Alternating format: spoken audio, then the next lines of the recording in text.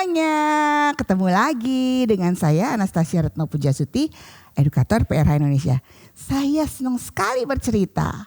Hari ini seperti yang lalu saya ditemani teman-teman saya ini, ada Dino, ada Caca, ada Cici, ada Jeje, dan ada Ice.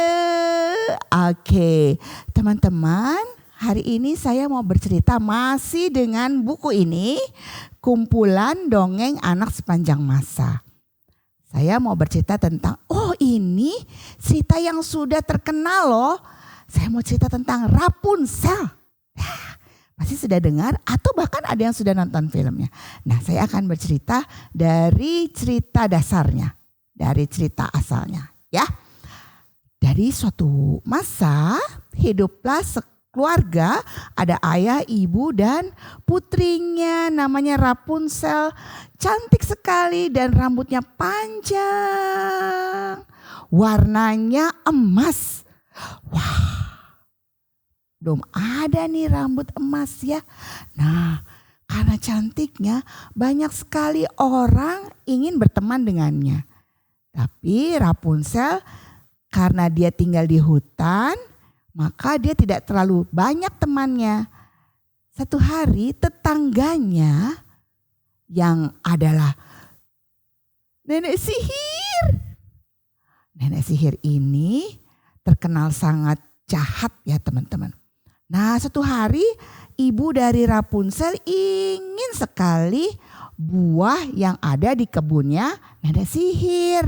Aduh, gimana ya, ibu pengen sekali buah yang di tamannya nenek sebelah. Lalu ayah Rapunzel karena suka sekali dan sayang sekali dengan ibu Rapunzel tentunya, dia bilang, baiklah ibu, aku akan berusaha mendapatkannya. Lalu ayah Rapunzel mulai mengetuk-ngetuk, tok tok tok tok tok tok. Permisi. Tidak ada yang jawab. Dia ketuk lagi. Tok tok tok tok tok tok. Permisi. Saya tetangga sebelah. Saya ingin sekali minta izin untuk mendapatkan buah di kebunmu. Tidak ada jawaban. Lalu dia coba lagi. Tok tok tok tok tok tok. Wah, tidak ada jawaban juga. Lalu ayah Rapunzel mencoba berkeliling kebun. Ini rupanya buah yang istriku inginkan. Oh, ini buahnya ya. Nanti kalau aku sudah dapat izin, aku akan memanjat. Wah, tinggi sekali ya.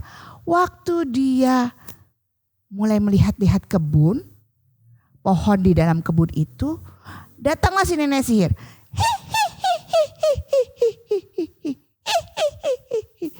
Kamu mau apa? Ini kebunku. Kamu sudah masuk dalam kebunku tanpa izin. Maka aku akan menghukummu. Aku tahu hukumannya. Aku ingin anakmu yang cantik itu. Maka nenek sihir itu teman-teman langsung datang ke rumahnya si Rapunzel dan menggeret Rapunzel untuk membawanya. Ini anakku sekarang karena engkau telah melanggar tempatku. Engkau sudah masuk tempatku tanpa izin. Aduh, mohon maaf nenek, mohon maaf. Tolong jangan bawa Rapunzel. Ibu Rapunzel dan bapaknya Rapunzel, ayahnya Rapunzel sangat sedih. Aduh, tolong jangan bawa Rapunzel, ini salah kami. Wah, lalu teman-teman, kemudian nenek sihir itu membawa Rapunzel naik ke atas menara yang tidak ada siapa-siapa dan menara itu hanya punya satu pintu dengan jendela yang kecil. Hai, nama saya Anastasia Retno Pujastuti, biasa dipanggil Nana. Saya edukator PRH Indonesia.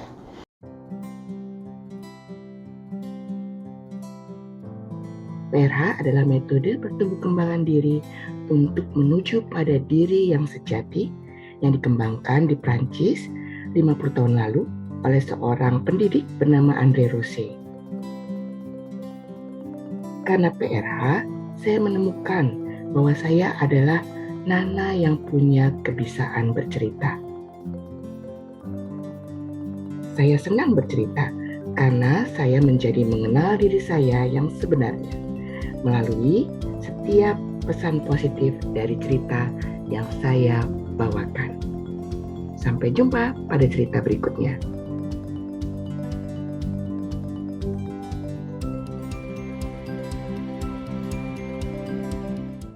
Tinggi sekali. Kalau nenek sihir itu mau naik ke atas, nenek sihir langsung berkata kepada Rapunzel, "Rapunzel, turunkan rambutmu yang emas itu." Rapunzel langsung menurunkan rambutnya. Karena apa? Karena nenek sihir akan ke atas ke menara untuk memberikan makanan buat Rapunzel. Jadi Rapunzel mau gak mau harus menurunkan rambutnya untuk digunakan sebagai tali. Dan membawa nenek sihir ke atas menara. Kemudian tidak ada lain selain nenek sihir itu loh teman-teman yang datang ke menara itu. Bayangkan betapa kesepiannya si Rapunzel.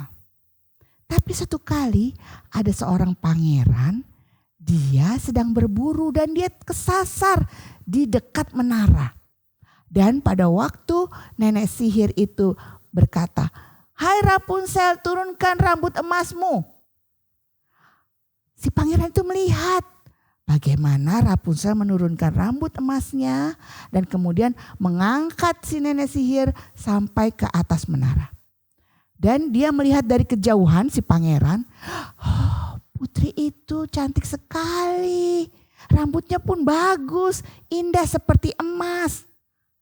Lalu kemudian setelah nenek sihir turun kembali setelah memberikan makanan kepada Rapunzel, maka mulailah si pangeran mencoba untuk memanggil Rapunzel. Dari bawah menara dia bilang, "Rapunzel, turunkanlah rambut emasmu." Rapunzel pikir, suara siapa ya? Kok suaranya lain ya dengan suara nenek yang biasa memberikanku makan? Nah, Rapunzel penasaran. Lalu Rapunzel menurunkan rambut emasnya dan mengangkat pangeran untuk naik ke menara. Nah, waktu pangeran tiba di depan jendela, langsung Rapunzel merasa bahagia sekali. Karena dia merasa, sekarang saya punya teman. Seperti saya ditemani oleh si Ice ini. Teman-teman. Lalu kemudian mereka menjadi sahabat. Sering-sering tiap hari setelah nenek sihir pulang, pangeran kemudian naik ke atas menara dengan rambut Rapunzel yang emas itu dan bermain bersama Rapunzel. Dan suatu hari ternyata nenek sihir mulai tahu siapa ya yang ada di sana. Sepertinya aku melihat sepatu laki-laki, katanya si nenek sihir. Lalu nenek sihir itu waktu dia selesai memberikan makan kepada Rapunzel, dia sengaja diam dulu di balik pohon. Oh, ada pangeran. Aku tahu sekarang. Lalu akhirnya sebelum pangeran itu turun lagi, nenek sihir memanggil, "Rapunzel, segera turunkan rambut emasmu." Wah, Rapunzel bingung. Waduh, ada nenek sihir. Bagaimana ini? Kalau aku tidak menurunkan rambut emasku, pasti aku akan dikutuk. Baiklah, kalau gitu kamu ngumpet dulu ya, pangeran, kamu ngumpet dulu ya. Rapunzel terpaksa menurunkan rambut emasnya. Waktu rambut emasnya turun, lalu nenek sihir naik dengan rambut emasnya ke atas menara. Lalu kemudian pangeran sengaja menjatuhkan nenek sihir sehingga nenek sihir jatuh dari ketinggian menara dan jatuh di antara duri-duri tanaman yang ada di sekitar menara. Sejak saat itu nenek sihir tidak lagi mengganggu pangeran dan Rapunzel. Dan Rapunzel diselamatkan oleh pangeran untuk kembali kepada ayah dan ibunya. Teman-teman, kisah Rapunzel ini kisah yang sangat sedih ya sebenarnya, karena terpisah dari ayah dan ibunya oleh karena orang yang jahat.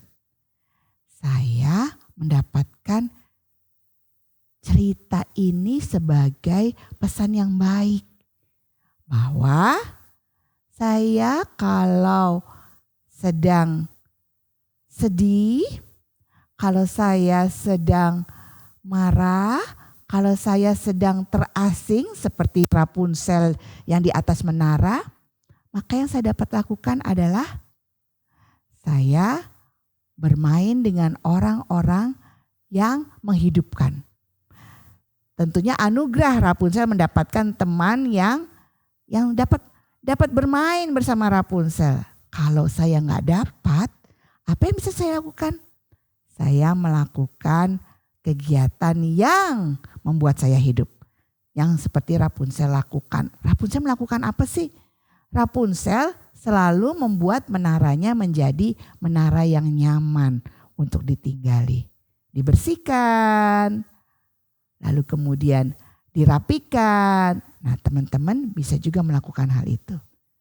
Bahwa ada sesuatu yang mengganjal dalam hati, tapi saya bisa tetap hidup dengan lingkungan saya, dengan orang-orang yang saya merasa hidup bila berinteraksi. Sampai jumpa lagi. Silakan mempraktekkan cara yang menghidupkan. Saya dan Ice pamit. Sampai jumpa lagi ya. Dah.